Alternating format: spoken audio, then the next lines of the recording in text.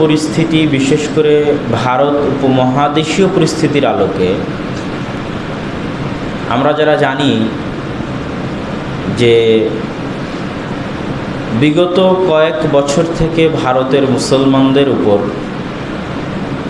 যে ধরনের অত্যাচার এবং নির্যাতনের স্টিম রোলার পরিচালনা করা হচ্ছে,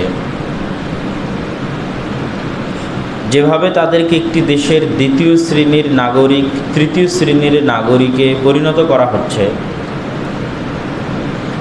ইনসাফ, ন্যায় বিচার এবং আদালত থেকে সম্পূর্ণরূপে দূরে রাখা হচ্ছে, তা পৃথিবীর ইতিহাসে যেমন ন্যাক্কারজনক, ঠিক আমরা একই অঞ্চলের মানুষ হিসেবে আমাদের জন্য অনেক ভয়াবহ ইঙ্গিত প্রদানকারী এবং ভয়াবহ ইঙ্গিত বহনকারী। কোনো মানুষ অপরাধ করলে সে বিচার বিভাগের অধীনে শাস্তিপ্রাপ্ত হবে, এটাই আধুনিক বিশ্বের সভ্য দেশগুলোর নিয়ম।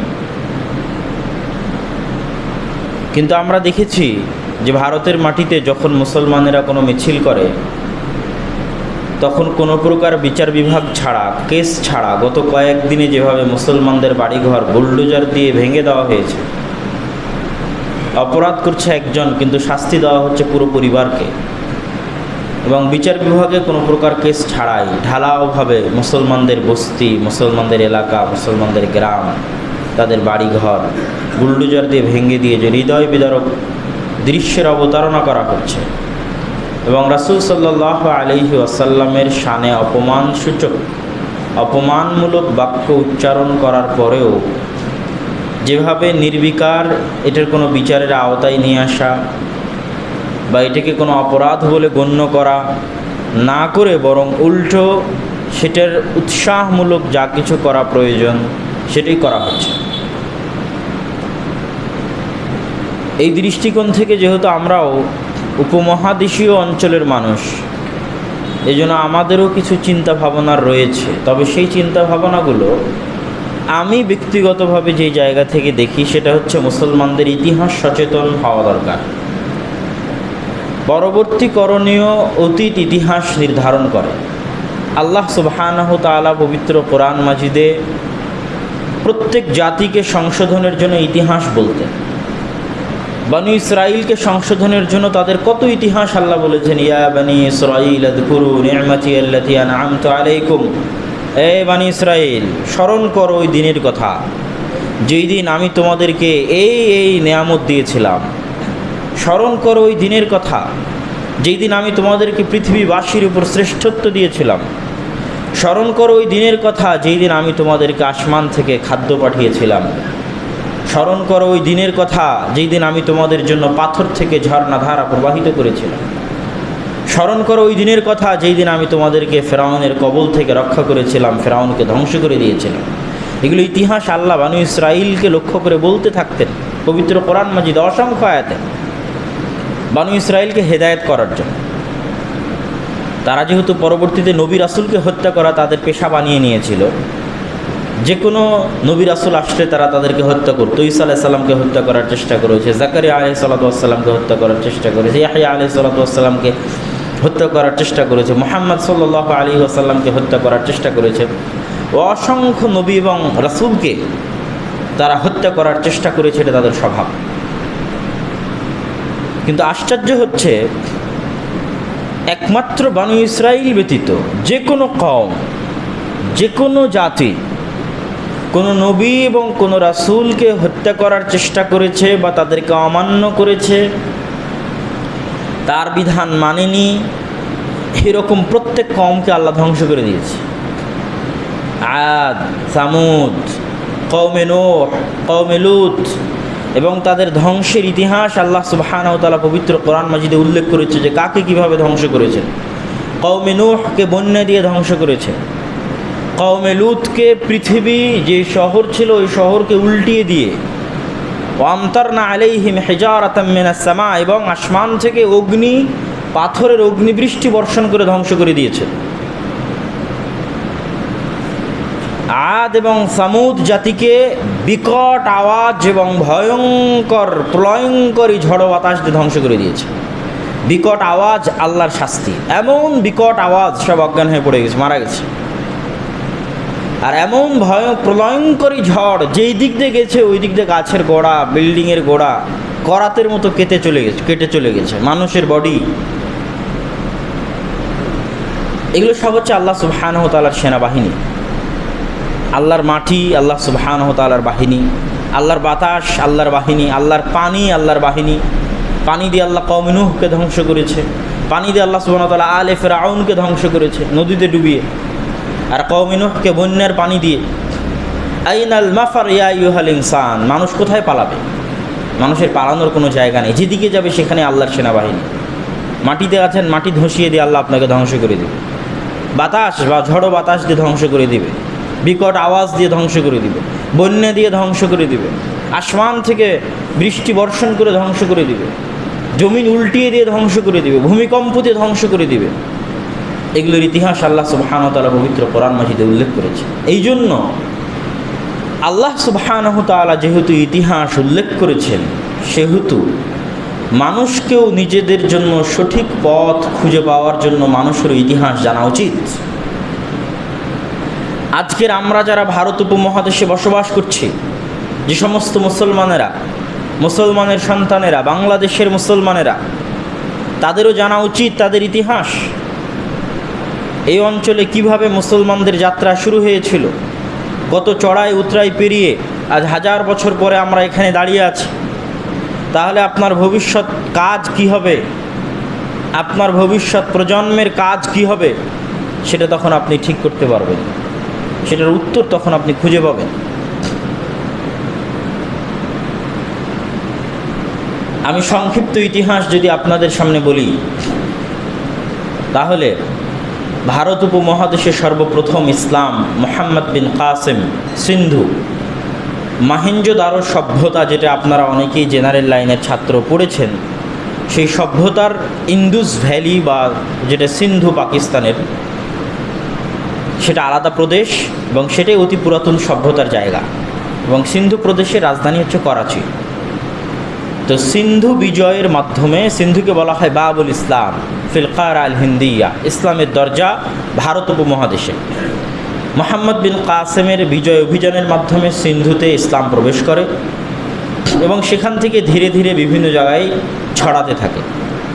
আর আরব বণিক এবং ব্যবসায়ীদের মাধ্যমে কেরালা অঞ্চলে, বাংলাদেশের চিটাগাং অঞ্চলে, যেগুলো সমুদ্র তীরবর্তী অঞ্চল আছে, কেরালা যেমন সমুদ্র তীরবর্তী অঞ্চল, চিটাগাং যেমন সমুদ্র তীরবর্তী অঞ্চল, যেগুলোতে আগের যুগ থেকে সমুদ্র বন্দর ছিল, এগুলোতেও ইসলামের বিস্তার ঘটে।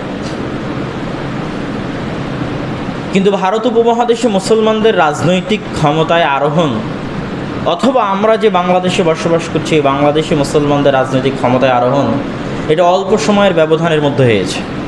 সুলতান মাহমুদ গজনবী 17 বার ভারত আক্রমণ করেছিলেন, তবে তিনি ভারত দখল করে ভারতের উপর শাসন ক্ষমতা প্রতিষ্ঠা করতে পারেননি। তবে তার 17 বার ভারত আক্রমণ সেই রাস্তাকে সহজ করে দিয়েছিল। সর্বপ্রথম মোহাম্মদ ঘৌরি ভারত আক্রমণ করে দিল্লি বিজয় করে তিনি মুসলমানদের রাজনৈতিক শাসনের সূচনা করেন। এবং মোহাম্মদ ঘৌরির একজন সেনাপতি ছিলেন কুতুবউদ্দিন আইবেক, প্রধান সেনাপতি।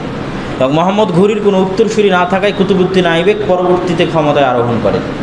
এবং কুতুবউদ্দিন আইবেকের নিযুক্ত একজন সেনাপতি ছিলেন ইখতিয়ারউদ্দিন মোহাম্মদ বিন বখতিয়ার আল খিলজি। এবং তিনি ইখতিয়ারউদ্দিন মোহাম্মদ বিন বখতিয়ার আল খিলজিকে বাংলা, বিহার, উড়িষ্যা, আসাম অভিযানের জন্য পাঠিয়েছিলেন। তাহলে মোহাম্মদ ঘৌরির প্রধান সেনাপতি কুতুবউদ্দিন আইবেক এবং তার অধীনে একজন সেনাপতি ছিল ইখতিয়ারউদ্দিন মোহাম্মদ বিন বখতিয়ার খিলজি। তিনি কিন্তু 1203-1204 খ্রিস্টাব্দে আমাদের যে বাংলায় আমরা অবস্থান করছি, এই বাংলায় ইসলামের রাজনৈতিক বিজয়ের সূচনা করেন। তাহলে পুরো ভারতে ইসলামের রাজনৈতিক বিজয়ের সূচনা এবং এই বাংলায় ইসলামের রাজনৈতিক বিজয়ের সূচনার মধ্যে তেমন কোনো পার্থক্য নেই, বরং একই সময় 1203 বা 1204-এ উনি যেখানে রাজধানী স্থাপন করেন, সেটাকে ইতিহাসের পাতায় গৌড়, লক্ষণাবতী ইত্যাদি নামে সম্বোধন করা হয়েছে। যেটা বর্তমানে এই গৌড় অঞ্চল হচ্ছে বাংলাদেশ বা বাংলার মুসলমানদের সবচেয়ে পুরাতন এবং সবচেয়ে দীর্ঘকালের রাজধানী, সবচেয়ে পুরাতন এবং সবচেয়ে দীর্ঘ সময়ের রাজধানী।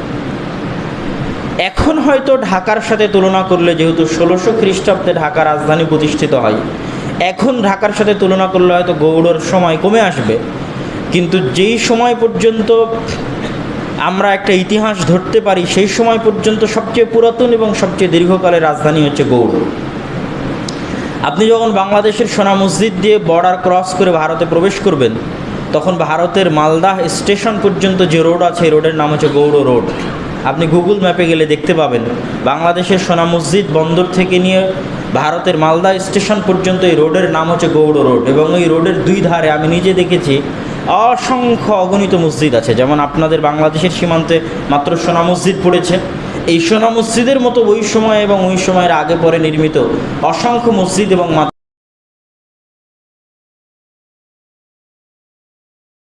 সূচনা করেন। তাহলে পুরো ভারতে ইসলামের রাজনৈতিক বিজয়ের সূচনা এবং এই বাংলায় ইসলামের রাজনৈতিক বিজয়ের সূচনার মধ্যে তেমন কোনো পার্থক্য নেই, বরং একই সময় 1203 বা 1204-এ উনি যেখানে রাজধানী স্থাপন করেন সেটাকে ইতিহাসের পাতায় গৌড়, লক্ষণাবতী ইত্যাদি নামে সম্বোধন করা হয়েছে। যেটা বর্তমানে এই গৌড় অঞ্চল হচ্ছে বাংলাদেশ বা বাংলার মুসলমানদের সবচেয়ে পুরাতন এবং সবচেয়ে দীর্ঘকালের রাজধানী, সবচেয়ে পুরাতন এবং সবচেয়ে দীর্ঘ সময়ের রাজধানী। এখন হয়তো ঢাকার সাথে তুলনা করলে, যেহেতু 1600 খ্রিস্টাব্দে ঢাকা রাজধানী প্রতিষ্ঠিত হয়, এখন ঢাকার সাথে তুলনা করলে হয়তো গৌড়ের সময় কমে আসবে, কিন্তু যেই সময় পর্যন্ত আমরা একটা ইতিহাস ধরতে পারি সেই সময় পর্যন্ত সবচেয়ে পুরাতন এবং সবচেয়ে দীর্ঘকালের রাজধানী হচ্ছে গৌড়। আপনি যখন বাংলাদেশের সোনা মসজিদ দিয়ে বর্ডার ক্রস করে ভারতে প্রবেশ করবেন, তখন ভারতের মালদাহ স্টেশন পর্যন্ত যে রোড আছে, এই রোডের নাম হচ্ছে গৌড় রোড। আপনি গুগল ম্যাপে গেলে দেখতে পাবেন বাংলাদেশের সোনা মসজিদ বন্দর থেকে নিয়ে ভারতের মালদা স্টেশন পর্যন্ত এই রোডের নাম হচ্ছে গৌড় রোড। এবং এই রোডের দুই ধারে আমি নিজে দেখেছি অসংখ্য অগণিত মসজিদ আছে। যেমন আপনাদের বাংলাদেশের সীমান্তে মাত্র সোনা মসজিদ পড়েছে, এই সোনা মসজিদের মতো ওই সময় এবং ওই সময়ের আগে পরে নির্মিত অসংখ্য মসজিদ এবং মাদ্রাসা এবং বিশ্ববিদ্যালয়ের ভাঙ্গাচোরা বিল্ডিং, সুন্দর বিল্ডিং, নান্দনিক বিল্ডিং, শৈল্পিক বিল্ডিং এই পুরো গৌড় রাস্তার দুই ধারে আছে। এটাই হচ্ছে ওই রাজধানী যেখানে ইখতিয়ারউদ্দিন মাহমুদ্দিন বখতিয়ার খিলজি রাজধানী প্রতিষ্ঠা করেছিলেন। এবং ওখানে সেই যুগে একটি বিশ্ববিদ্যালয় প্রতিষ্ঠা হতো যেটাকে বলা হতো দারাসবাড়ি মাদ্রাসা, যেটারও কিছু খণ্ডিত অংশ বাংলাদেশ সীমান্তের মধ্যে পড়েছে। চাঁপাইনবাবগঞ্জ গেলে এবং দারাসবাড়ি মাদ্রাসা লিখে সার্চ দিলে আপনারা দেখতে পাবেন, এবং ওখানে গেলেও দেখতে পাবেন যে সেটা সেই পুরাতন আমলের বাংলাদেশের সর্বপ্রথম ইসলামী বিশ্ববিদ্যালয়, 1000 বছর আগে। তো এই গৌড় হচ্ছে বাংলাদেশের মুসলমানদের সবচেয়ে পুরাতন রাজধানী। যখন ভারত উপমহাদেশে ইসলাম প্রতিষ্ঠা হয় তখন থেকে নিয়ে ব্রিটিশদের আগমন পর্যন্ত কখনো বাংলা দিল্লির অধীনে ছিল, কখনো বাংলা দিল্লি থেকে মুক্ত ছিল। দিল্লির অধীনে থাকা মানে একটা সুবা প্রদেশ হিসেবে দিল্লির মুসলমান শাসকের অধীনে থাকা, আর একটা হচ্ছে দিল্লির মুসলমান শাসনের অধীনে না থেকে স্বাধীনভাবে থাকা। এবং এটা নিয়ে মাঝে মধ্যে মুসলমানের যুদ্ধ হতো, এরকম অনেক যুদ্ধ ইতিহাসের পাতায় পাবেন। তো ইখতিয়ারউদ্দিন মাহমুদ্দিন বখতিয়ার খিলজি বাংলা বিজয় করে তিব্বত বিজয়ের জন্য তিনি রংপুর, দিনাজপুর, পঞ্চগড়, লালমনিরহাট, ঠাকুরগাঁও, কুড়িগ্রাম দিয়ে তিব্বত বিজয়ের জন্য তিনি রওনা দিয়েছিলেন সেনাবাহিনী নিয়ে। কিন্তু হিমালয়ের কঠিন পর্বতমালার মধ্যে এবং বরফ আচ্ছাদিত অঞ্চলের মধ্যে তার অভ্যস্ত না থাকায় এবং তার সেনাবাহিনীর অভ্যাস না থাকায় তিনি ব্যর্থ মনোরথে ফিরে আসেন এবং হতাশায় আচ্ছন্ন হয়ে পড়েন যে তিনি এই আক্রমণে বা এই বিজয় অভিযানে তিনি সফল হলেন না, এবং তার মৃত্যু হয়। তিনি মূলত আশ্রয় নিয়েছিলেন আমাদের দিনাজপুরের ঘোড়াঘাট সেখানে, এবং পরবর্তীতে যখন মারা যান তখন যেটা হিলি বর্ডার পার হয়ে পাশের যে দিনাজপুর আছে, যেটা একসময় অখণ্ড দিনাজপুর ছিল, সেই অখণ্ড দিনাজপুরের দেবকোট যেটা ভারতের সীমান্তের মধ্যে পড়েছে, ওই দেবকোটে উনি মারা যান এবং ওখানেই তার কবর এখনও আছে। ইখতিয়ারউদ্দিন মাহমুদ্দিন বখতিয়ার খিলজির পর থেকে নিয়ে ব্রিটিশদের আসার আগ পর্যন্ত এই দীর্ঘ সময়ে কখনো বাংলা দিল্লির অধীনে ছিল, দিল্লির মুসলমান শাসকদের অধীনে, কখনো স্বাধীন ছিল। দীর্ঘ সময়ে যে স্বাধীনতাটুকু ছিল মুসলমানদের থেকে আলাদা থেকে, সেটাকে বলা হয় স্বাধীন সুলতানি শাসন আমল। ইতিহাসের পাতায় গুগলে যে কোনো জায়গায় আপনারা গিয়ে সার্চ দিলে দেখতে পাবেন যে স্বাধীন সুলতানি শাসন আমল। এবং স্বাধীন সুলতানি শাসন আমলের মধ্যে কয়েকজনের কথা অত্যন্ত উল্লেখযোগ্য। তার মধ্যে একজন হচ্ছে যিনি সর্বপ্রথম এই বাংলার মানচিত্রকে একত্রিত করেছেন, আমরা আজকে যে মানচিত্রের ওপর আছি। এবং আর একটা মজার জিনিস আপনাকে মনে রাখতে হবে, সেটা হচ্ছে যে সিলেট বিজয়, বাগেরহাট খুলনা বিজয়, চিটাগাং বিজয়, রাজনৈতিকভাবে এগুলো সব ইখতিয়ারউদ্দিন মোহাম্মদ বখতিয়ার খিলজির গৌড় বিজয়ের পরে তথা মুসলমানদের রাজনৈতিক ক্ষমতায় আরোহণের পরে 1203 বা 1204 ইখতিয়ারউদ্দিন মোহাম্মদ বখতিয়ার খিলজি গৌড় বিজয় করে মুসলমানদের শাসন ক্ষমতা বাংলায় প্রতিষ্ঠা করেছেন। তার 100 বছর পরে শাহজালাল রাহিমাহুল্লাহ সিলেট বিজয় করতেছেন এবং স্বাধীন সুলতানি শাসন আমলের শাসককে সাথে নিয়ে, তথা তখন বাংলায় মুসলমানদের শাসন ক্ষমতা প্রতিষ্ঠিত শাসন ক্ষমতার শাসককে সাথে নিয়ে শাহজালাল রাহিমাহুল্লাহ 100 বছর পরে সিলেট বিজয় করছেন। আর যে সমস্ত অলিয়া উলিয়ার নাম পাওয়া যায় বাংলাদেশে দাওয়াতি কাজ করতে এসেছেন, তার মধ্যে সবচেয়ে পুরাতন হচ্ছে শাহ মখদুম। যেই সময় ইখতিয়ারউদ্দিন মোহাম্মদ বখতিয়ার খিলজি বাংলা বিজয় করেন, ঠিক ওই সময় তার আগমন তার 1-2 বছর আগে বা পরে হতে পারে, 1203 1204। এবং আরও পুরাতন অঞ্চল হচ্ছে রাজশাহীর বাঘা, যেখানে বাঘা মসজিদ আছে, যদিও মসজিদটা পরবর্তীতে তৈরি করা, কিন্তু ওখানে মসজিদ তৈরি হওয়ার যে ইতিহাস এবং তার আগে ওখানে যারা দাওয়াতি কাজ করতে আসতেন সেগুলো অনেক আগে। মসজিদ তৈরি হয়েছে স্বাধীন সুলতানি শাসন আমলে। তো আমি যেটা বলতে চাচ্ছি, ঠিক তেমন খানজাহান আলীর বাগেরহাট বা 60 গম্বুজ মসজিদ বা খুলনা অঞ্চলে দাওয়াতি কাজ, এটা হচ্ছে আপনার 1400 খ্রিস্টাব্দের মাঝামাঝিতে গিয়ে, 1450 1460 এরকম সময়ে গিয়ে। আর বাংলায় মুসলমানদের শাসন ক্ষমতা তো 1200-তে প্রতিষ্ঠা হয়ে গেছে। তাহলে প্রায় 200 বছর পরে খুলনা এবং বাগেরহাটের আলোচনা আসতেছে। তাহলে এটা মাথায় রাখতে হবে যে আমাদের এখানে স্বাধীন সুলতানি শাসন আমল দীর্ঘদিন যাবৎ পরিচালিত হয়েছে এবং এই মানচিত্রকে একত্রিত করার পেছনে যার সবচেয়ে বড় ভূমিকা ছিল তাকে বলা হতো শাহে বাঙ্গাল সুলতান ইলিয়াস শাহ। এবং এনার জীবনেও আপনারা সার্চ দিলে দেখতে পাবেন, ইনি একমাত্র বাঙ্গাল নামটা পৃথিবীতে পরিচিত করানোর পিছনে এনার অবদান অনেক বেশি এবং এটাকে বাংলা হিসেবে পরিচিত করানোর পিছনে ওনার অবদান অনেক বেশি এবং পুরো বাংলাকে একত্রিত করে শাসন ক্ষমতা পরিচালনার পিছনে ওনার অবদান বেশি। কয়েকজন শাসকের নাম উল্লেখযোগ্য এই সময়ের মধ্যে, তার মধ্যে আলাউদ্দিন হোসেন শাহ। আলাউদ্দিন হোসেন শাহের সময়ে যেমন বাংলা ভাষার খেদমত হয়েছে, মানুষে মনে করে বাংলা ভাষা হয়তো হিন্দুদের। আপনি আলাউদ্দিন হোসেন শাহের সময় পড়ে দেখবেন যে কত বড় বড় মুসলিম বাংলা সাহিত্যিক এই অঞ্চলে বাংলা ভাষার খেদমত করেছে এবং কত বড় বড় বই পুস্তককে বাংলা ভাষায় অনুবাদ করা হয়েছে। শিল্প এবং সাহিত্য এবং সংস্কৃতিতে একটা অন্যরকম উঁচু স্থানে পৌঁছে গেছিল। যদিও আকিদাগত কিছু সমস্যা ওই সময় তৈরি হয়েছিল, শ্রী চৈতন্য মতবাদের আবির্ভাব তখন প্রথম হয় এবং শ্রী চৈতন্য মতবাদের আবির্ভাবের কারণে আলাউদ্দিন হোসেন শাহের যুগ থেকে নিয়ে এই অঞ্চলের মুসলমানদের মধ্যে হিন্দুয়ানি, কৃষ্টি কালচার, আকিদা, অভ্যাস সব কিছু প্রবেশ করে। তো এর পাশাপাশি স্বাধীন সুলতানি শাসন আমলের যে নিদর্শনগুলো আপনারা দেখতে পারেন, তার মধ্যে অবশ্যই রাজশাহীর বাঘার মসজিদ, তার মধ্যে অবশ্যই 60 গম্বুজ মসজিদ, তার মধ্যে অবশ্যই সোনা মসজিদ, তার মধ্যে অবশ্যই নওগাঁর কুসুম্বা মসজিদ, এগুলো সব স্বাধীন সুলতানি শাসন আমলে তৈরি হওয়া মসজিদ।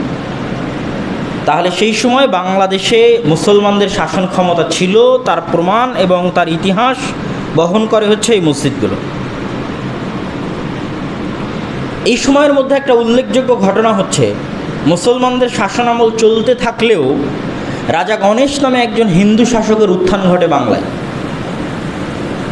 তাকে মুসলমান শাসকরা তার জ্ঞান, গরিমা এবং বুদ্ধিমত্তার কারণে উচ্চ পদে নিয়ে গেছিল। উচ্চ পদে নিয়ে যাওয়ার পর সে ক্ষমতা দখল করে বিদ্রোহের মাধ্যমে এবং কঠোর হিন্দুয়ানি শাসন প্রতিষ্ঠা করে বাংলাতে। এবং ব্রিটিশদের আগ পর্যন্ত এবং ব্রিটিশদের পরে এখন পর্যন্ত মধ্যেখানে ব্রিটিশরা বাদ দিলে আর কোনো সময় এই বাংলায় বিধর্মীরা শাসন করেছে ইখতিয়ারউদ্দিন মোহাম্মদ বখতিয়ার খিলজির পরে এরকম হয়নি, শুধুমাত্র রাজা গণেশের সময় ব্যতীত। তবে তখন নূর কুতবে আলম নামে একজন আলেম ছিলেন, তিনি ভারতের জৈনপুরের একজন শাসক ইব্রাহিম শারকিকে দাওয়াত দিয়ে নিয়ে আসার মাধ্যমে এই বিপদ থেকে এই অঞ্চলের মুসলমানদেরকে উদ্ধার করেন। এবং এই বিপদ থেকে মুসলমানদের উদ্ধার হওয়ার পরে তার ছেলে জালালউদ্দিন, যাকে হিন্দুতে যদু বলা হয়, সে ইসলাম গ্রহণ করে জালালউদ্দিন নাম ধারণ করে পুনরায় মুসলমানদের শাসন ক্ষমতা এই অঞ্চলে প্রতিষ্ঠিত করে। এটা একটা উল্লেখযোগ্য ঘটনা ছিল এই সময়ের মধ্যে। আর সর্বপ্রথম স্থায়ীভাবে আমাদের এই বাংলা বা আমাদের এই বাংলাদেশ প্রদেশ আকারে দিল্লির শাসনের অধিভুক্ত হয় মোগলদের শাসন আমলে। এবং মোগলরাই সর্বপ্রথম ঢাকায় রাজধানী স্থানান্তর করে। তার আগে ছিল রাজধানী গৌড়তে, আমি বললাম সবচেয়ে পুরাতন এবং সবচেয়ে দীর্ঘকাল। 1600 খ্রিস্টাব্দে ঢাকায় রাজধানী স্থানান্তর হলে, তার নাম যেহেতু বাদশাহ জাহাঙ্গীরের আমলে ঢাকায় রাজধানী স্থানান্তর হয়েছিল, এই জন্য রাজধানী নাম দেওয়া হয়েছিল জাহাঙ্গীরনগর, যেটার নামে আপনাদের জাহাঙ্গীরনগর বিশ্ববিদ্যালয় আছে বাদশাহ জাহাঙ্গীরের নামে। এবং বাদশাহ জাহাঙ্গীর ঢাকাকে রাজধানী হিসেবে রূপান্তর করেছিলেন। তাহলে মধ্যখানে সোনারগাঁ কখন রাজধানী হলো? সোনারগাঁয়ের রাজধানী হওয়ার ইতিহাস অনেক অল্প সময়ের, বেশি দিনের নয়। স্বাধীন সুলতানি শাসন আমলের পরে এবং মোগলদের ঢাকায় রাজধানী স্থানান্তর করার আগের কিছু সময়ে এই অঞ্চলে 12 ভূঁইয়া এবং বিদ্রোহী পাঠান গ্রুপ, সুলাইমান কাররানি, এইরকম কিছু নাম নিয়ে কাররানি যারা আফগান পাঠান গ্রুপ ছিল, এবং 12 ভূঁইয়া ছিল, এবং ঈসা খান নামে একজন শাসক ছিল। তারা কিছু সময় বিদ্রোহ করে এই অঞ্চলে শাসন ক্ষমতা পরিচালনা করতে। তাদের রাজধানী ছিল সোনারগাঁ, এবং এটা অল্প সময়ের জন্য। পরবর্তীতে তাদেরকে ক্ষমতা থেকে সরিয়ে মোগলরা গোটা বাংলাকে তাদের শাসনের অন্তর্ভুক্ত করে এবং এখানে শাসন ক্ষমতা প্রতিষ্ঠা করে মোগলদের, এবং রাজধানী স্থানান্তর করে ঢাকায়। ঢাকায় রাজধানী স্থানান্তর করার পর মোগল শাসনামলের সবচেয়ে উল্লেখযোগ্য শাসক ছিল শায়েস্তা খাঁ। শায়েস্তা খাঁ দীর্ঘ 22 বছর ঢাকা শাসন করেছে। দীর্ঘ 22 বছর ঢাকা শাসন করার পরে পুরো বাংলাদেশের ইতিহাসের সবচেয়ে স্বর্ণযুগ বলা হয় শায়েস্তা খাঁর আমলে এখন পর্যন্ত। আজ আমরা 2022-এ অবস্থান করছি, এবং ইখতিয়ারউদ্দিন মোহাম্মদ বখতিয়ার খিলজির পর থেকে ব্রিটিশ সহ, স্বাধীন সুলতানি শাসন আমল সহ, স্বাধীন পাকিস্তান সহ, স্বাধীন বাংলাদেশ সহ সবচেয়ে স্বর্ণযুগ ছিল ঢাকার বুকে এবং বাংলাদেশের শায়েস্তা খাঁর আমলে। ন্যায়পরায়ণতা, ইনসাফ, দ্রব্যমূল্য, উন্নতি, টাকা পয়সা, জিডিপির হার, সব দিক থেকে গোটা ভারতের 5 ভাগের 1 ভাগ জিডিপি তখন বাংলা থেকে যেত, এই বাংলাদেশ থেকে। এবং শায়েস্তা খাঁর আমলে অনেক প্রবাদ বাক্য প্রচলিত আছে এই সমাজে, যে 1 টাকায় 8 মণ চাউল পাওয়া যেত, এবং তার ন্যায়পরায়ণ, তার ইনসাফের কথা এখনও মানুষের মুখে মুখে প্রচলিত আছে। তার সবচেয়ে যে বড় অবদান, আমরা আজকে যে মানচিত্র পেয়েছি, এই মানচিত্র গঠনে শায়েস্তা খাঁর সবচেয়ে বড় অবদান কি, যেটা বাংলা বা বাংলাদেশের মানুষদের ভুলার মতো নয়, সে সবচেয়ে বড় অবদান হচ্ছে বর্গী এবং মারাঠার কথা আপনারা ইতিহাসে পাবেন। মারাঠা হচ্ছে মহারাষ্ট্র, রাজপুত হচ্ছে গুজরাট। মহারাষ্ট্র হচ্ছে মুম্বাই, সমুদ্র তীরবর্তী অঞ্চল। মহারাষ্ট্রের মারাঠা এবং গুজরাটের রাজপুত, এদের সাথে সবসময় মুঘলদের যুদ্ধবিগ্রহ লেগে থাকতো, ইতিহাস পড়বেন। আর আমাদের পাশে হচ্ছে বর্গী বা মগ, আরাকান, মায়ানমার। এই জন্য এই অঞ্চলে একটা প্রবাদ আছে, এই অঞ্চলের মা এবং বোনদের মুখে, যে বর্গী এলো দেশে খাজনা দিব কি, সেরকম একটা কবিতার প্রবাদ বাক্য আছে। তো বর্গী মানে হচ্ছে এই আরাকানে যে সমস্ত মগরা বসবাস করতে, এরা ছিল জলদস্যু, ডাকাত, সন্ত্রাসী। এরা সম্পূর্ণ চিটাগাং দখল করে নিয়েছিল, সম্পূর্ণ আরাকান দখল করে নিয়েছিল। এখানে আরেকটা জিনিস উল্লেখযোগ্য, যে আজকের আরাকানের সাথে যেমন আরাকানের রোহিঙ্গার আজকে বাংলাদেশে আশ্রয় নিয়ে আছে, এরকম অতীত ইতিহাসে দীর্ঘ 500, 600, 1000 বছরের ইতিহাসে এরকম ঘটনা আরও 2-3 বার ঘটেছে। যখনই বর্গী বা মগেরা আরাকান দখল করে নিত, তখন ওখানকার শাসকরা বাংলায় এসে আশ্রয় নিত।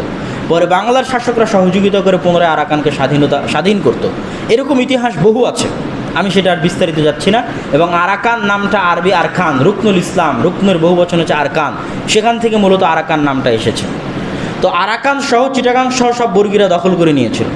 তখন শায়েস্তা খান বিশাল সেনাবাহিনী নিয়ে অভিযান চালিয়ে আরাকান সহ পুরো চিটাগাংকে স্থায়ীভাবে এই বর্গী এবং মগদের শাসন থেকে মুক্ত করেন। এবং তখন থেকে চিটাগাং এই যে বাংলার সীমান্তের অন্তর্ভুক্ত হয়েছে, পরবর্তীতে ব্রিটিশদের আমলে, তারপরে পাকিস্তানের আমলে, তারপরে বাংলাদেশের আমলে এখনও এটার অন্তর্ভুক্ত আছে। তো এই ইতিহাস বাংলাদেশের মানুষের ভোলা উচিত নয়। আমি ইতিহাস বলতে বলতে একটু শেষের দিকে চলে আসি, যে মুঘলদের শাসনের পতন তো আমরা জানি। যখন নবাব সিরাজউদ্দৌলা এবং তার নানা যখন সর্বপ্রথম মুর্শিদ কুলি খাঁ, তিনি যখন সুবেদার হলেন বাংলার, সুবেদার হওয়ার পর উনি কিন্তু আবার রাজধানী পরিবর্তন করে দিলেন। রাজধানী ছিল ঢাকায়, উনি রাজধানী নিয়ে গেলেন মুর্শিদাবাদে। মুর্শিদাবাদ মালদাহে কিন্তু আদিকাল থেকে রাজধানী ছিলই। কোথায়? গৌড়। গৌড় তো মুর্শিদাবাদ, মালদা, রাজশাহীর মধ্যে অন্তর্ভুক্ত। সেটা তো আদিকাল থেকে সবচেয়ে পুরাতন রাজধানী ছিলই। উনি আবার পরে রাজধানী নিয়ে চলে গেলেন মুর্শিদাবাদে। এই জন্য আমরা দেখেছি যে মুর্শিদাবাদে পলাশির আম্রকাননে সেই যুদ্ধ হয় 1757 সালের 23শে জুন। কিছুদিন আগে 23শে জুন অতিক্রম করলো, আমরা কিন্তু জুন মাস পার করলাম। এই জুন মাসের 23 তারিখ পলাশির আম্রকাননে যুদ্ধ হয়েছিল এবং স্বাধীন বাংলার শেষ সূর্যে অস্তমিত হয় এবং ব্রিটিশদের হাতে মুসলমানদের শাসন ক্ষমতা চলে যায়। ব্রিটিশদের অত্যাচার নির্যাতনের কথা এই মুহূর্তে আর উল্লেখ না করে আমরা তারপরে চলে আসি ব্রিটিশদের অত্যাচার নির্যাতন থেকে মুক্ত হওয়ার জন্য যে সমস্ত আন্দোলন তৈরি হয় তার মধ্যে সর্বপ্রথম আন্দোলন করে মুসলমানেরা। কেন মুসলমানেরা আন্দোলন করে, জিহাদ করে? এই জন্য যে শাসক ছিল মুসলমানেরা, মুসলমানদের কাছ থেকে আপনি ক্ষমতা কেড়ে নিয়েছেন, এই জন্য কষ্ট মুসলমানদের বেশি ছিল, হিন্দুরা তো আর শাসক ছিল না। এই জন্য সর্বপ্রথম জিহাদ মুসলমানরা শুরু করে এবং জিহাদের ফতোয়া শাহ ইসমাইল শহীদ এবং সৈয়দ আহমদ বেরলভী শাহ আব্দুল আজিজ মুহাদ্দিস দেহলভীর নিকট থেকে নেন। শাহ আব্দুল আজিজ মুহাদ্দিস দেহলভী হচ্ছে শাহ আলিল্লাহ মুহাদ্দিস দেহলভীর সন্তান, দিল্লিতে বসে দার্স দিতেন। তার কাছ থেকে উনি ফতোয়া নেন যে এটাকে এখন দারুল কুফর বলে আপনি ঘোষণা করেন।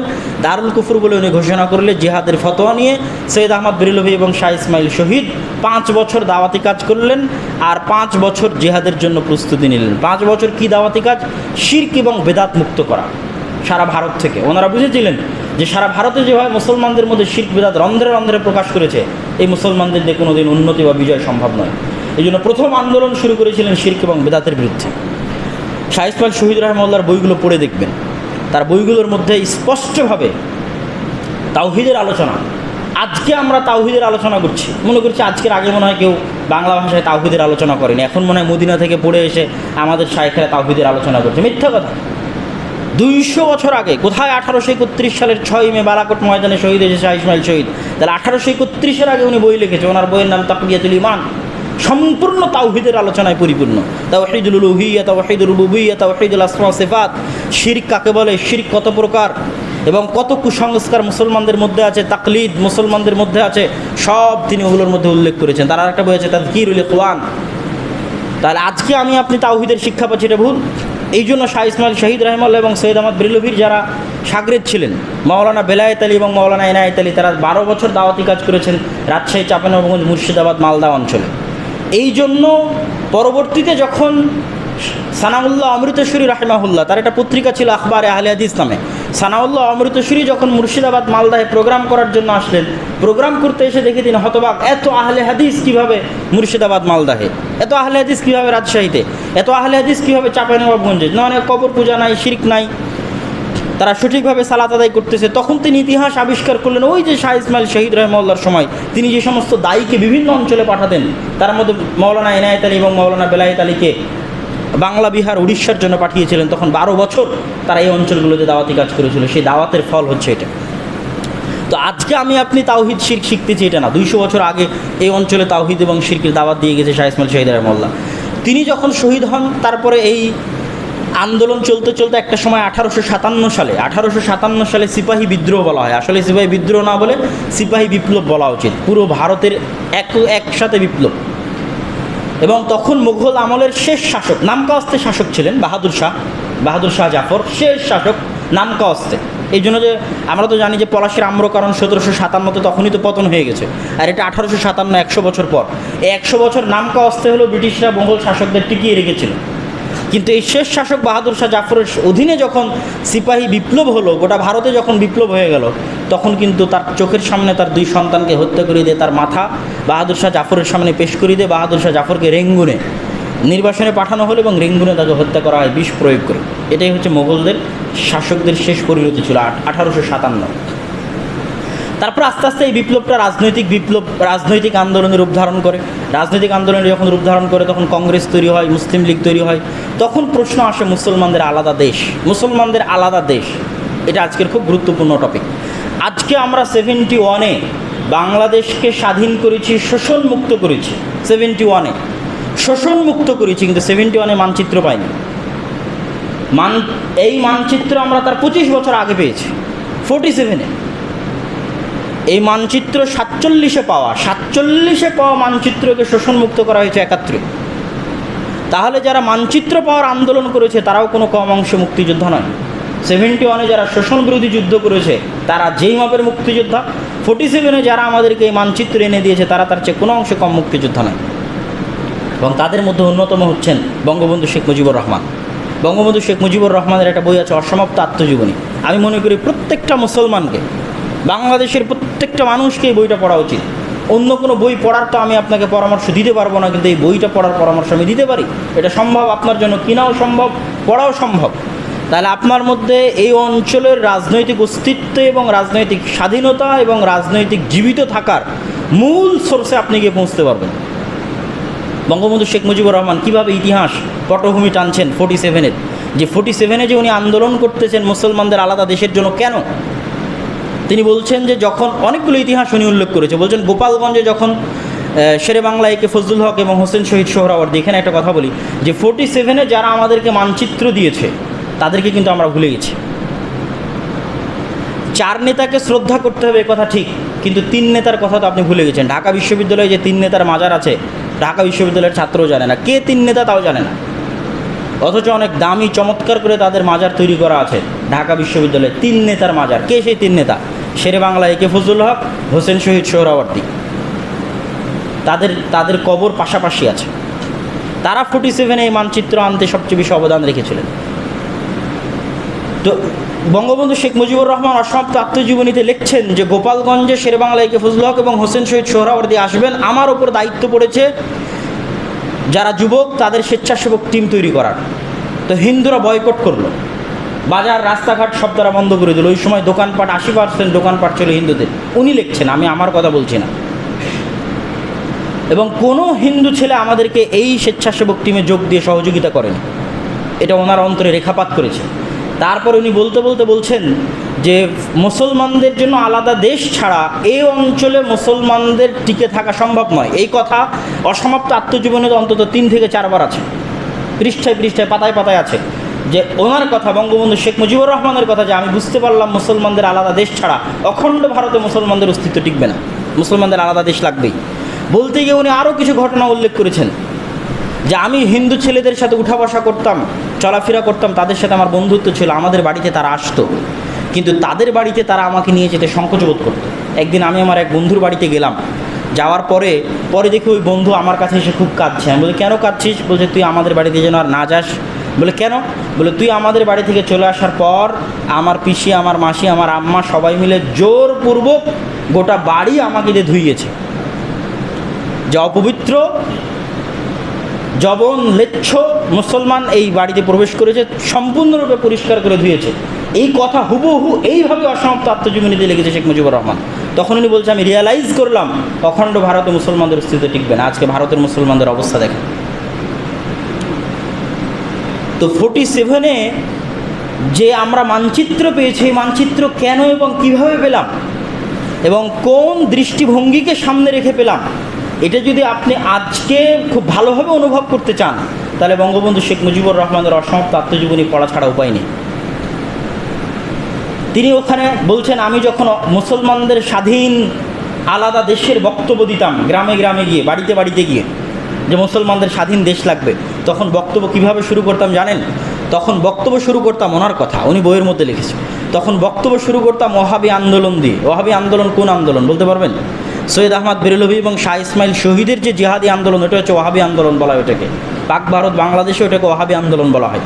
ওয়াহাবি আন্দোলনের ইতিহাস দিয়ে, হাজী শরীয়তুল্লাহর ফরাইজি আন্দোলনের ইতিহাস দিয়ে, তিতুমিরের বাঁশের কেল্লার ইতিহাস দিয়ে, এবং এই অঞ্চলে ইংরেজ, বেনিয়া এবং হিন্দু জমিদারদের অধীনে মুসলমানদের অত্যাচারের করুণ কাহিনী বলার মাধ্যমে, হিন্দু জমিদাররা মুসলমানদের উপর কীভাবে অত্যাচার করতো তারও কিছু নমুনা উনি ওখানে উল্লেখ করেছেন।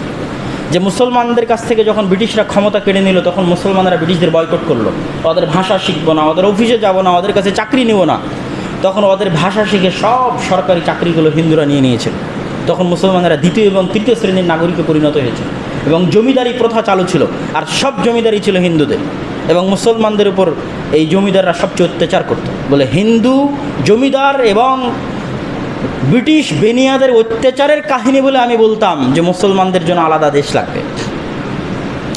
আরও আশ্চর্য হবেন, ওই জায়গাতে অসমাপ্ত আত্মজীবনীর মধ্যে বঙ্গবন্ধু শেখ মুজিবুর রহমান লিখছে যে মুসলিম লীগের যারা কেন্দ্রীয় নেতা, তাদের অবহেলার কারণে ওনার আফসোস যে আমরা কোনোদিন কল্পনা করিনি যে আজকে যে বাংলা আছে এই বাংলা আমরা পাবো। এটা আমরা কোনোদিন কল্পনা করিনি। আমরা কল্পনা করেছি কি, পুরো বাংলা, পুরো আসাম মিলে এবং আজকের যে বাংলাদেশ, এটা মিলে আমরা স্বাধীন হব। হয় আমরা স্বাধীন আলাদা রাষ্ট্র থাকবো, না হয় পাকিস্তানের সাথে থাকবো, কিন্তু এটা মিলে আমরা স্বাধীন হব। এবং উনি ওখানে মাওলানা আকরাম খাঁর একটা কথা উল্লেখ করেছেন, যে মাওলানা আকরাম খাঁ তো মুসলিম লীগের সভাপতি ছিলেন। ওনার একটা বাক্য উনি এখানে ওই জায়গায় উল্লেখ করেছেন, যে উনিও এই কথাই বলেছেন। এবং হৃদয় বিদারক ঘটনা উল্লেখ করেছে বঙ্গবন্ধু শেখ মুজিবুর রহমান কলকাতা ছেড়ে আসার। উনি হচ্ছে কলকাতা ইসলামিয়া কলেজের ছাত্র। এই বাক্য লেখা আছে বঙ্গবন্ধু শেখ মুজিবুর রহমানের সমাপ্ত আত্মজীবনীতে, যেই কলকাতা মুসলমানদের টাকায় গড়ে উঠেছে ওই কলকাতা আজকে আমরা ছেড়ে দিলাম কোনো প্রকার দেন দরবার ছাড়াই। তারপর উনি একে একে উল্লেখ করতে থাকে যে সীমান্ত ভাগের মধ্যে যে কোন কোন অঞ্চল এই বাংলাদেশে অবশ্যই পড়তো কিন্তু পড়েনি।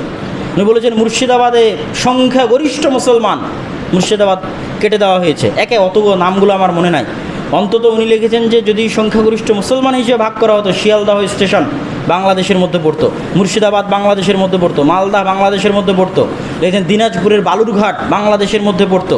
আর সবচেয়ে আফসোস প্রকাশ করেছেন সিলেটের করিমগঞ্জের জন্য। আসামের করিমগঞ্জ নামে একটা জেলা, উনি বলছে আমি নিজে করিমগঞ্জে কাজ করেছি গণভোটের সময়। গণভোট মানে সিলেট নর্মালি বাংলাদেশের মধ্যে আসেনি, সিলেটের জন্য গণভোট করা হয়েছিল যে সিলেট কি বাংলাদেশের অন্তর্ভুক্ত, স্বাধীন পাকিস্তানের অন্তর্ভুক্ত হবে না হবে না, মুসলমানদের আলাদা দেশের অন্তর্ভুক্ত হবে না হবে না। ওই সময় শেখ মুজিবুর রহমান লিখছে হোসেন শহীদ সোহরাওয়ার্দীর অর্থায়নে আমি নিজে 500 কর্মী নিয়ে সিলেটে গেছিলাম যাতে সিলেটের মানুষ এটার পক্ষে ভোট দেয় যে আমরা স্বাধীন আলাদা মুসলমানদের দেশ, তার সাথে অন্তর্ভুক্ত হব। ওই সময় করিমগঞ্জে আমি নিজে দাওয়াতি কাজ করেছি, মানে মুসলমানদেরকে গিয়ে বুঝিয়েছি যে তোমরা ভোট দাও। তো যেই করিমগঞ্জে আমি কাজ করেছি সেই করিমগঞ্জে দেওয়া হয়নি, নাই সেই করিমগঞ্জ এখন ভারতের কাছে। এটা উনি অনেক আফসোস করে ওখানে উল্লেখ করেছে যে এই করিমগঞ্জের মাটিতে তো আমি নিজে কাজ করেছি, নাই সেটা এখন আমার কাছে। তাহলে এই বই আপনাকে কি দেখাবে? আপনাকে দেখাবে এই অঞ্চলে আমরা যে মানচিত্রটা পেয়েছি, এই মানচিত্র পাওয়ার মূল কারণটা কী। এই মানচিত্র আমরা পেয়েছিলাম মুসলমানদের জন্য, ইসলামের নামে। আর অখণ্ড ভারত তৈরি হয়েছিল সেকুলারিজমের নামে, ধর্মনিরপেক্ষতার নামে। মহাত্মা গান্ধী বলতো, মৌলানা আবুল কালাম আজাদ বলতো। মৌলানা আবুল কালাম আজাদ কংগ্রেসের অনেক বড় পর্যায়ের নেতা ছিলেন। মৌলানা আবুল কালাম আজাদ আবার আহলে হাদিসও ছিলেন, এটা অনেকেই জানে না কিন্তু। যা মৌলানা আবুল কালাম আজাদের নাম তো সবাই জানে, ভারতের প্রথম শিক্ষামন্ত্রী এবং কংগ্রেসের অনেক বড় নেতা। উনি যে আহলুল হাদিস ছিলেন এটা কিন্তু অনেকেই জানেন। এটার প্রমাণ কোথায় পাবেন? আজকের তাফসির ইবনে কাসিরের যে বাংলা অনুবাদ হয়েছে, এই বাংলা অনুবাদক যিনি ডক্টর মুজিবুর রহমান, তার শ্বশুর কিন্তু উর্দু অনুবাদক। তার শ্বশুরের নাম হচ্ছে মৌলানা মোহাম্মদ জুনাগড়ি। মৌলানা মোহাম্মদ জুনাগড়ি হচ্ছে তাফসির ইবনে কাসিরের উর্দু অনুবাদক, ওনার জামাই ডক্টর মুজিবুর রহমান হচ্ছে বাংলা অনুবাদক। তো মৌলানা মোহাম্মদ জুনাগড়ি যেমন তাফসির ইবনে কাসিরের উর্দু অনুবাদ করেছে, তেমনি তিনি ইলামুল মুওয়াক্কিঈন নামে একটা বই আছে ইবনুল কাইয়িমের, সেটাও উনি উর্দুতে অনুবাদ করেছিলেন। আর এই দুই বইয়ের মোকাদ্দমা লিখেছিলেন মৌলানা আবুল কালাম আজাদ, ভূমিকা, যে বইয়ের প্রশংসামূলক এবং অনুবাদকের প্রশংসামূলক 2-3টা বাক্য লিখেছিলেন কে? মৌলানা আবুল কালাম আজাদ। যেখানে উনি স্পষ্ট করেছে ইলামুল মুওয়াক্কিঈন তো সম্পূর্ণ যে আকিদার ওপর আমরা বিশ্বাস করি, যে ফিকহের ওপর আমরা বিশ্বাস করি, সেই ফিকহ এবং সেই আমলের। তো মৌলানা আবুল কালাম আজাদ, মহাত্মা গান্ধী তারা কি বলতো? যে এটা সেকুলার ভারত, এখানে মুসলমান এবং হিন্দু সবাই সমান অধিকার পাবে। আজকে সেই পৃথিবীর সবচেয়ে বড় সেকুলার দাবিদার রাষ্ট্রে মুসলমানদেরকে 2য় শ্রেণীর নাগরিকে পরিণত করে দেওয়া হয়েছে। অথচ আল্লাহর কসম, বিশ্বাস করবেন না যে অন্য যত অমুসলিম কান্ট্রি আছে, ওই অমুসলিম কান্ট্রির মুসলিমেরা তাদের দেশকে জানা ভালোবাসে, ভারতের মুসলমানেরা তার চেয়ে বেশি তাদের দেশকে ভালোবাসে। আমি এটা ভারতের মুসলমানদের সাথে উঠা বসা করে বুঝেছি, অথচ তাদের কি বলা আছে? তারা দেশদ্রোহী। ভারতের মুসলমানেরা তাদের দেশকে ভালোবাসে মুসলমানদের ইতিহাস ঐতিহ্যের কারণে, এবং তারা 47-এ তাদের সামনে অপশন ছিল দেশ ছেড়ে পালিয়ে যাওয়ার, যায়নি। তারা বলেছে এখানে আমাদের বুজুর্গ মুরব্বী, আমাদের শাসক দিল্লি আমরা শাসন করেছি, এখানে সব আমাদের নিদর্শন। সেটা তাজমহল হোক, সেটা কুতুব মিনার হোক, সেটা দিল্লির শাহী জামে মসজিদ হোক, সেটা ফতেহপুর সিক্রির বিশাল দুর্গ হোক, সব মুসলমানদের নিদর্শন। এগুলো ছেড়ে আমরা যাব কি জন্য? তারা ভারতের প্রতি, মুসলমানদের ইতিহাস ঐতিহ্যের প্রতি ভালোবাসা রেখে তারা ভারত ছাড়েনি, এবং এই জন্য এখনও তারা ভারতকে সবচেয়ে বেশি ভালোবাসে। কিন্তু এই বিশাল জনগোষ্ঠী গণলে, সঠিকভাবে গণলে দেখা যাবে যে গোটা সারা পৃথিবীর সবচেয়ে বেশি মুসলিম বসবাস করে ভারতে। গণলে দেখা যাবে সঠিকভাবে সবচেয়ে বড় মুসলিম কান্ট্রি হতে পারে ভারত। হয়তো সঠিক গণনা হয় না, সঠিক আদমশুমারি হয় না। বাংলাদেশ, পাকিস্তান বা ইন্দোনেশিয়া এগিয়ে থাকতে পারবে না ভারতের চেয়ে। 25 থেকে 30 কোটি মুসলমান তো অবশ্যই হবে, অন্তত 30 কোটি মুসলমান হবে। তাহলে একটা দেশের 30 কোটি মানুষকে যদি আপনি 2য় শ্রেণীর নাগরিক বানান, ওই দেশ উন্নত হবে কিভাবে? এটা আমি মনে করি যারা ভারতের জ্ঞানী মানুষ আছে, যারা ভারতের বুদ্ধিজীবী আছে, তাদের ভাবা উচিত যে শুধু মুসলমানদেরকে একটা আলাদা 2য় 3য় শ্রেণীর নাগরিক বানিয়ে দিলে ভারতের উন্নয়ন সম্ভব নয়। আর যেই সেকুলারিজম ধর্মনিরপেক্ষতাবাদের উপর মুসলমান এবং হিন্দু উভয়কে সমান অধিকার দেওয়ার উপর ভিত্তি করে যে ভারত তৈরি হয়েছিল, ওই ভারতকে যদি হিন্দুত্ববাদী রাষ্ট্র করতেই হয় তাহলে আবার 47-এর মতো ভারতকে দ্বিতীয়বার ভাঙতে হবে, 47-এ নিয়ে যেতে হবে। কেননা আজকের ভারত তো তৈরি হয়েছে সেকুলারিজমের উপর। আলাদা হিন্দুদের দেশ লাগবে এ কথা তো 47-এ কেউ বলেনি। যদি আলাদা হিন্দুদের দেশ লাগে তাহলে আলাদা আবার ভারত ভেঙে আলাদা হিন্দুদের দেশ করে দিতে হবে, এবং সেকুলারিজমের উপর 47-এ যে ভারত প্রতিষ্ঠা হয়েছিল সেটা আবার আলাদা রাখতে হবে। এটাই যুক্তির দাবি। সম্মানিত উপস্থিতি, ভারতের মুসলমানদের অবস্থা অনেক করুণ এবং অনেক শোচনীয়, এবং দিন দিন আরও করুণ হওয়ার সম্ভাবনা আছে। মুসলমানদের প্রত্যেকটা ইতিহাস এবং ঐতিহ্যের উপর প্রশ্ন উত্থাপন করা হচ্ছে। জ্ঞানওয়াপি মসজিদ যেটা বানারসে আছে, আমি নিজে দেখেছি বানারসে যখন ছিলাম, মন্দিরের দেওয়াল এবং মসজিদের দেওয়াল একটাই দেওয়াল, ওপারে মন্দির এপারে মসজিদ। এই দেওয়ালটা মন্দিরেরও দেওয়াল, এই দেওয়ালটা মসজিদেরও দেওয়াল। যুগ যুগ ধরে মসজিদ মন্দির চলে আসছে পাশাপাশি। এখন তারা বলছে বাদশাহ আলমগীর নাকি মন্দির ভেঙে মসজিদ তৈরি করেছিল।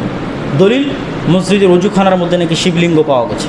বাদশাহ আলমগীর যদি মন্দির ভেঙেই মসজিদ তৈরি করতেন, আগে শিবলিঙ্গটাই ভাঙতেন। শিবলিঙ্গ কি রাখতেন? আগে ওটাই ভাঙতেন। হয় বাদশাহ আলমগীর মসজিদ ভাঙেনি, যদি ভেঙে থাকে তাহলে শিবলিঙ্গ থাকে কীভাবে? ঐতিহাসিকভাবে সত্য যেটা মুসলমানদেরই মসজিদ। এরকম মথুরার শাহী মসজিদ, সেটার উপর প্রশ্ন উত্থাপন করা হয়েছে। কুতুব মিনারের উপর প্রশ্ন উত্থাপন করা হয়েছে। তাজমহলকে তেজমহল বলা হচ্ছে যে এই জমি নাকি বাদশাহ শাহজাহান সঠিকভাবে হিন্দুদের কাছ থেকে গ্রহণ করেনি, সেই দলিলাদিল্লা নাকি কাদের কাছে আছে, এই জন্য এটা এখন তাদের দাবি। ওর নিচে 19টা কক্ষ আছে তালাবদ্ধ করা, একদম সিমেন্ট প্লাস্টার দিয়ে তালাবদ্ধ করা। তাদের দাবি 19টা কক্ষের মধ্যে মন্দির পাওয়া যাবে এবং মূর্তি পাওয়া যাবে, 19টা কক্ষ ভেঙে খোলা হবে।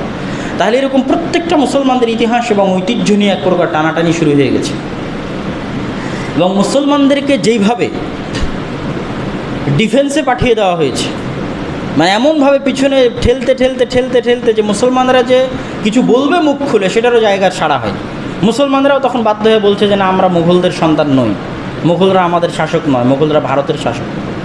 এত তারা পিছনে চলে গেছে, এত পিছে পড়ে গেছে। তো আমরা আল্লাহ সুবহানাহু ওয়া তাআলার নিকটে সাহায্য চাইতে পারি, ভারতের মুসলমানদের জন্য দোয়া করতে পারি। বিশেষ করে গত পরশুদিন যে ঘটনা ঘটেছে, সেটা কতটুকু ঠিক কতটুকু বেঠিক সেটা আমি বলবো না। অনেকেই আপনারা সার্চ দিলে পাবেন, জাস্ট উদয়পুর মার্ডার লিখে সার্চ দিবেন। যে ঘটনাটা ঘটেছে, এই ঘটনার পরে গোটা ভারতে ঐতিহাসিক হিন্দু মুসলিম দাঙ্গা হওয়ার সম্ভাবনা আছে, যেখানে লক্ষ লক্ষ মুসলমানের মৃত্যু এবং হিন্দুদেরও মৃত্যু হতে পারে। সে অঞ্চলগুলোতে এখন কারফিউ লাগানো আছে, শুনশান নীরবতা বিরাজ করছে। আর এনআরসি সিএ যদি বাস্তবায়ন হয় তাহলে 52-র আগে যাদের কাগজপাতি নাই, দলিল নাই, জন্ম নিবন্ধন নাই, এরা কেউ নাগরিক হতে পারবে না ইন্ডিয়ার। 52-র পরে যারা অনেকেরই কাগজপাতি নাই, দেশ মানুষ ভাগ হয়েছে, এদিক ওদিক গেছে, 52-র আগে যাদের কাগজপাতি নেই লক্ষ লক্ষ, তাদের সবকে বাংলাদেশে পাঠিয়ে দিবে। এখনও বাস্তবায়ন হয়নি করোনার কারণে, করোনা চলে গেছে। এখন যদি বাস্তবায়ন হয় তো আসাম থেকে লক্ষ লক্ষ মুসলমানের ঢল নামবে বাংলাদেশে, যেমন রোহিঙ্গাদের ঢল নেমেছে। তো আমরা আল্লাহ সুবহানাহু ওয়া তাআলার নিকটে দোয়া করি, এবং আমাদের রাজনৈতিক সচেতনতা দরকার যে আমরা 71-এ শোষণমুক্ত হয়েছি, কিন্তু মানচিত্র পেয়েছি 47-এ, এবং ওইটার আন্দোলনেও শরিক ছিলেন, ওই মুক্তিযুদ্ধেও শরিক ছিলেন বঙ্গবন্ধু শেখ মুজিবুর রহমান।